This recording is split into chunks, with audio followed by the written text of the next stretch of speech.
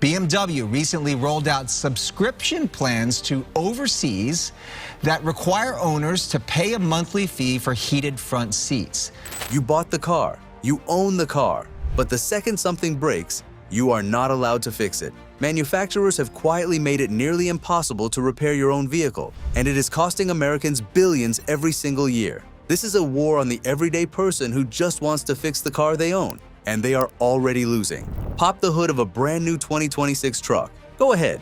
What do you see? Not an engine, not bolts, not anything you can actually touch. You see plastic, a wall of it, engineered, deliberate, corporate plastic, designed not to protect. In 1990, you opened the hood of a Chevy Silverado and you saw an engine. You saw the alternator. You saw the battery. You saw the oil cap. A 10-year-old kid could change the oil on that truck with a wrench and a YouTube video. Today, that same basic maintenance requires disassembly, plastic clips, torque screws, panels that snap off and never quite snap back on right. And underneath all of that, components packed so tightly together that a professional mechanic with 20 years of experience will look at it and say, "Yeah, we're going to need to lift the cab." That is not a joke. On modern Ford Super Duty trucks, certain engine repairs require the mechanic to physically lift the entire cab off the frame. The cab, off the frame. What used to be a Saturday afternoon job in your driveway, a gasket swap, a seal replacement, is now a $4,000 labor bill minimum because you cannot do it without a $10,000 commercial vehicle lift. Ford will tell you this is about aerodynamics, about packaging efficiency, about modern engineering. That is a lie. It is about making you feel overwhelmed the second you open that hood. It is about making sure that the moment something goes wrong, your first instinct is not to grab a wrench. It is to grab your credit card and drive to the dealership.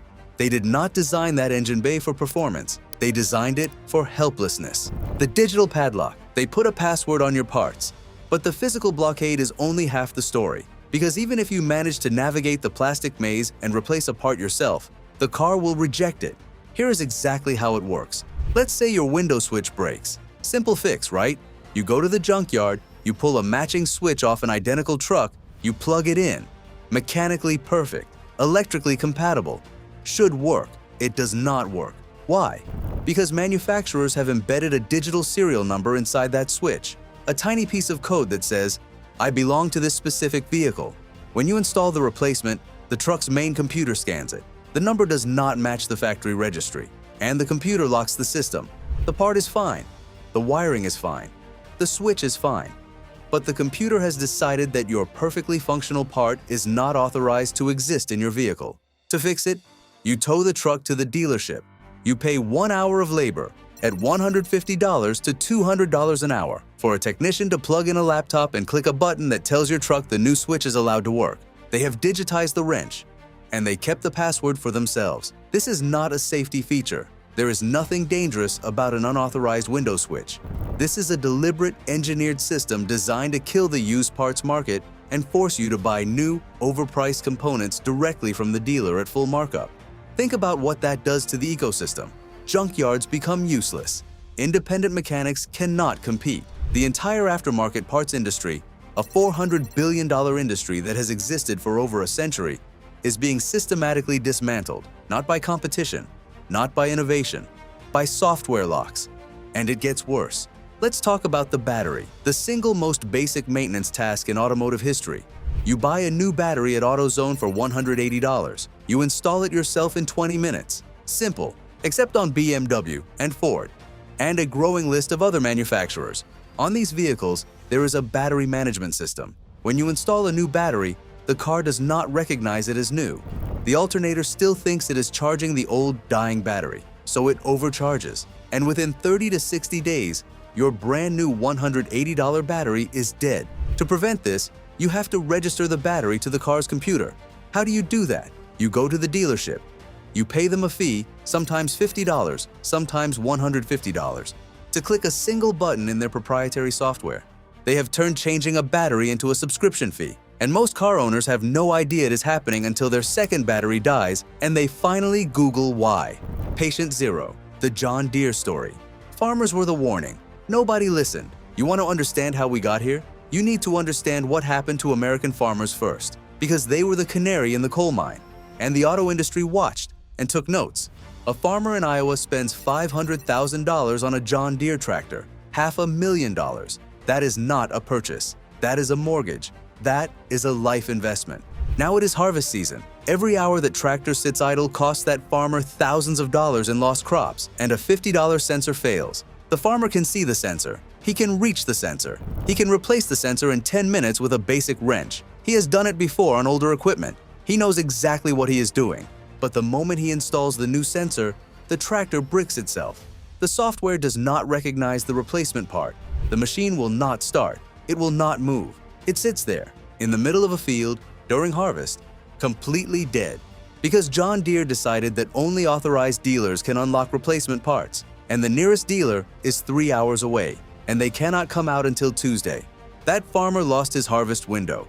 He lost tens of thousands of dollars, not because his tractor was broken, because a corporation decided that his property was not really his. Farmers fought back.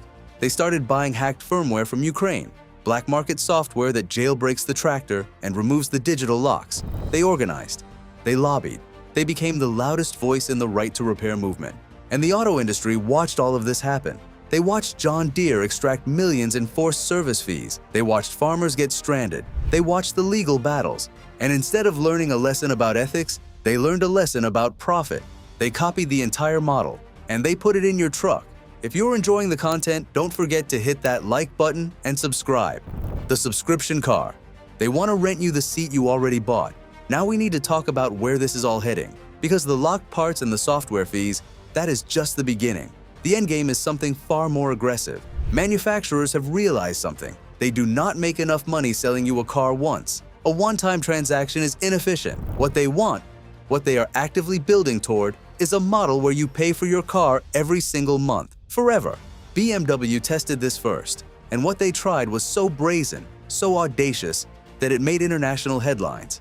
BMW offered customers the ability to subscribe to their heated seats. Seats that were already physically installed in the car. The heating elements were there. The wiring was there. The buttons were there. You could see them. You could touch them. But to actually turn them on, $18 a month. You bought the seat. You own the seat. But BMW put a digital toll booth between you and the seat you paid for. The backlash was enormous. BMW eventually walked it back in some markets. But the fact that they tried it tells you everything about where the industry is headed. Toyota tried to charge a monthly subscription for remote start. The key fob was in your hand. The starter was in your engine. The antenna was in your car. All of it, hardware you paid for, sitting in your vehicle. But to use the remote start function, that would be $8 a month, please. Tesla has been doing this for years. They sell cars with hardware already installed, faster acceleration, enhanced autopilot, better audio systems, and then they charge you to unlock it via software. You are sitting on top of features you already paid for, and they are holding them hostage behind a paywall. This is the Netflix model applied to your vehicle. And just like Netflix, if you stop paying, they can turn it off, remotely, over the air, without touching your car. Think about the implications of that. A corporation has the ability to remotely disable features of a vehicle you legally own. Today, it is heated seats. Tomorrow, it is the advanced safety package, the lane assist, the collision warning. Features that could save your life, locked behind a subscription you forgot to renew. And while they are charging you for features, they are also harvesting your data. Every modern vehicle is a rolling data collection device. Your location, your speed, your braking patterns, your music preferences, your daily commute. All of it is being collected, packaged, and sold to insurance companies, advertisers, and data brokers. You are not just a customer anymore. You are the product. The underground resistance. The driveway mechanic is going dark. But here's what manufacturers didn't expect. People are fighting back, and the resistance is growing. An automotive underground is emerging. Independent mechanics are buying gray market diagnostic software, the same tools dealers use, to bypass manufacturer locks and repair cars without dealership control. Online communities with massive followings are sharing workarounds, bypass codes, and repair methods manufacturers tried to hide. People are learning how to reset systems, register batteries, and fix cars without paying dealer prices. And the biggest shift? People are holding on to older vehicles. Pre-2010 cars are no longer old. They're freedom. A high-mileage Tacoma isn't a beater. It's a machine you can actually fix. No software locks, no forced subscriptions, just real mechanical access. The used market reflects this. Prices for older trucks and SUVs are rising fast because people understand what they're losing. A 1998 Land Cruiser isn't just a car, it's independence. Legislation is catching up. States like Massachusetts, Colorado, New York, and Minnesota have passed right-to-repair laws. Meanwhile, manufacturers are spending millions lobbying against it, proving exactly what's at stake: the real cost. What this is actually costing you. Let's put real numbers on this, because this is not just an abstract philosophical argument about ownership. This is money coming directly out of your pocket. The average American now spends $1,200 per year on vehicle maintenance and repairs. That number has increased by over 30% in the last decade, faster than inflation, faster than the cost of the vehicles themselves. Dealership labor rates have hit $180 to $220 per hour in most major markets. Some luxury brand dealerships are charging $300 an hour for labor, not parts, just the act of a technician touching your vehicle. An independent mechanic charges $80 to $120 an hour for the same work, but increasingly, independent mechanics cannot do the work because they do not have access to the manufacturer's proprietary diagnostic software. The software that costs dealerships tens of thousands of dollars per year in licensing fees that are passed directly to you. Now add the subscriptions. If the industry gets its way, and they are actively pushing for this, the average car owner in 2030 could be paying $200 a month car payment, $50 a month for connected services, $20 a month for advanced safety features, $15 a month for remote access, $10 a month for over-the-air updates. That is $295 a month on top of your car payment, on top of insurance, on top of fuel, for features that are already physically installed in your vehicle. The automobile used to be the great equalizer. A working-class family could buy a used truck, maintain it themselves, and drive it for 20 years. That era is being deliberately engineered out of existence. And the people who suffer most are not the wealthy buyers of luxury vehicles. They are the people who need their vehicle to work. The contractor who cannot afford a $4,000 repair bill. The single parent whose car is their lifeline to work. The farmer whose livelihood depends on equipment that should be theirs to fix. This is not just a consumer rights issue. It is an economic justice issue. And the manufacturers are counting on most people being too busy, too overwhelmed, and too financially stretched to fight back. Your two options. Here is what you can actually do. So where does that leave you? What can you do right now? You have two real options, and both matter. Option 1, buy analog. If you're shopping for a vehicle, consider going older. A well-maintained pre-2010 truck or SUV gives you something modern cars don't: true ownership. You can open the hood, source parts easily, use independent mechanics, or fix it yourself with basic tools. The upfront cost might be similar, but long-term costs are far lower, and you fully own it. That 20-year-old truck isn't a compromise anymore. It's the smarter financial move. Option 2, fight back. Check if your state has right-to-repair laws pending. If it does, act. Contact representatives, sign petitions, get involved. Manufacturers are spending millions to stop this. Organized people can push back. Support groups like Repair Association and iFixit working on this nationally. In the meantime, support local mechanics. Every dollar spent outside dealerships is a vote against the system. Learn, connect, share knowledge. The resistance is growing. They sealed the hood, locked the software, turned your truck into a subscription, but they can't take away your choice. Reject the ransom, keep the old iron running, and don't let anyone tell you you can't fix what you own. Have you been hit with a repair bill that should have been simple? Forced to pay a dealership to unlock something you already own?